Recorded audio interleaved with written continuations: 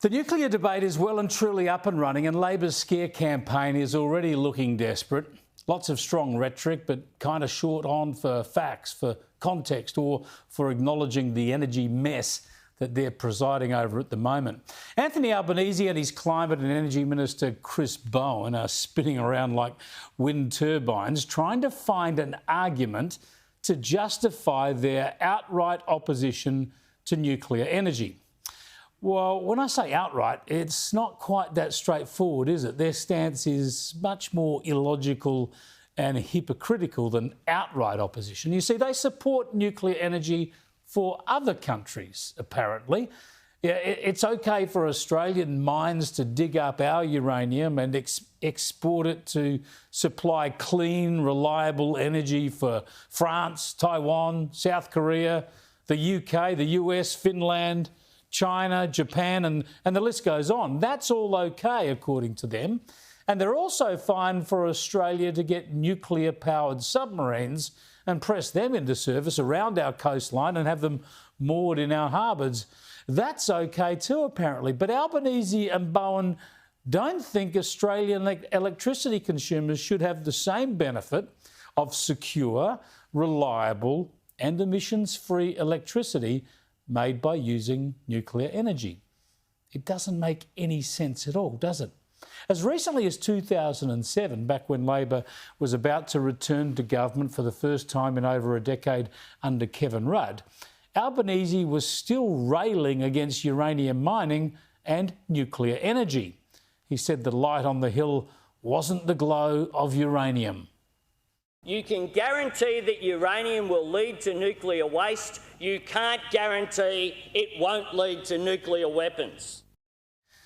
But neither Albanese nor Bowen run these arguments anymore, because those arguments just don't stack up. Both of those issues, waste and proliferation, are dealt with every day around the world. I mean, if they were insoluble problems, we would hardly be exporting uranium now, would we?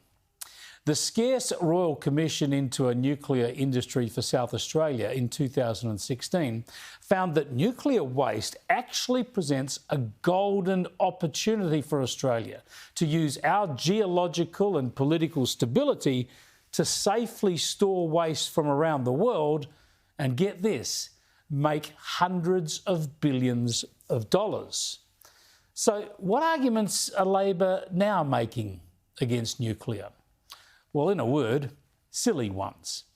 I showed you this from Albanese last week. No one has ever been prepared to put up a dollar. And that's the truth of the matter. The market is what's determining where that investment goes. What absolute nonsense. No one can put up a dollar for nuclear energy because it is banned. Nuclear is banned under federal law, one of the dumbest decisions of the Howard government, a little deal they did to placate the Greens. And it's also banned under state laws. And as for the market deciding, well, apart from the ban on nuclear, federal and state laws also mandate renewable energy, and they subsidise renewable energy, and the national electricity market is designed to favour renewables. So this is all absolute claptrap from Albo. Take away all the bans, take away all the subsidies, take away all the renewable mandates, and see what energy is best for Australia then. And when the Coalition mentioned how the Canadian province of Ontario manages to deliver low emissions electricity at half the cost of ours with the use of nuclear energy, Blackout Bowen responded with his usual arrogance and disregard for reality. It's a cool story, isn't it? It's just not true is the only problem with it. I mean, two things about Ontario. One, what Mr Dutton doesn't tell you is the Ontario state government subsidises energy bills in Ontario by $6 billion Canadian a year. If he's planning to do that, he better tell us sometime soon. Secondly, look at Quebec, the province next door to Ontario, which is 98% renewable. Their power prices are less than half what they are in Ontario, which is predominantly nuclear. The problem is with all Mr Dutton and Mr O'Brien's claims on nuclear, when you put scrutiny on them, they crumble like a sayo in a blender. They just don't stack up. Well, I wonder how long he worked up that little line. But Bowen just says it's not true. It is, of course, what the coalition was saying about Ontario. Of course it's true. Bowen doesn't like the facts, so he just tries to pretend them away. Then he goes for the distraction of mentioning another province, Quebec, saying its power is even cheaper than Ontario's. Well, that's right. Quebec gets more than 90% of its power from hydro. What a happy world it would be if we could all thrive from plentiful, reliable hydroelectricity. But not even Chris Bowen would pretend that's a possibility for Australia. The Ontario comparison is actually a very good one for Australia.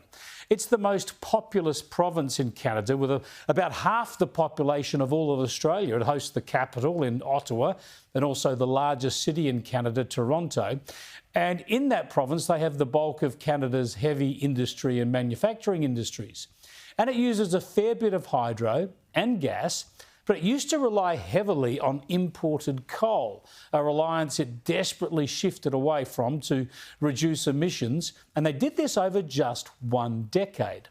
And the main way it did this was to dramatically expand its use of nuclear power, which now accounts for most of its electricity, which, by the way, does cost about half what we pay here in Australia. And as for subsidies, well, Bowen is currently subsidising power prices here because the renewables push has forced them up so high. And Bowen also subsidises renewable energy. And of course, it's such a mess now that we're seeing subsidies paid to coal generators too. Labor is actually pushing up your power prices to force coal out, and then it's adding to your costs again to try to make sure coal sticks around a little longer. You couldn't make this stuff up. And from the PM today, we just get this nonsense. Nuclear power is the most expensive form of new energy, and it's the slowest to build.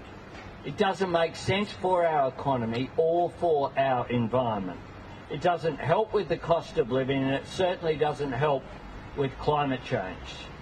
For decades, Tasmania has shown Australia that renewable energy is the answer. Not some far-off dream, but a real, reliable and affordable reality. Well, of course, Tasmania uses hydro too. Good on them. And if nuclear is not good for the climate, then reducing emissions is not good for the climate. That's a very strange line for a Labor leader to run. Look, Labor is prepared to spend, what, $200, $300, $400 billion or more creating a renewables plus storage model in Australia that has never worked anywhere in the world. And it's prepared along the way, as part of that, to spend $20 billion or more over more than a decade at Snowy Hydro 2.0 to add nothing to our generating capacity, just to add some storage.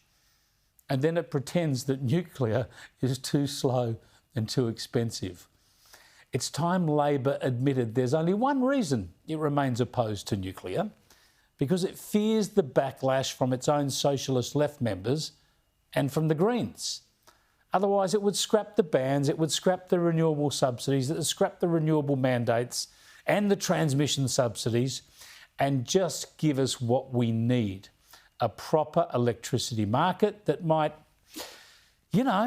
deliver reliable and affordable electricity instead of running ruinous climate policy experiments.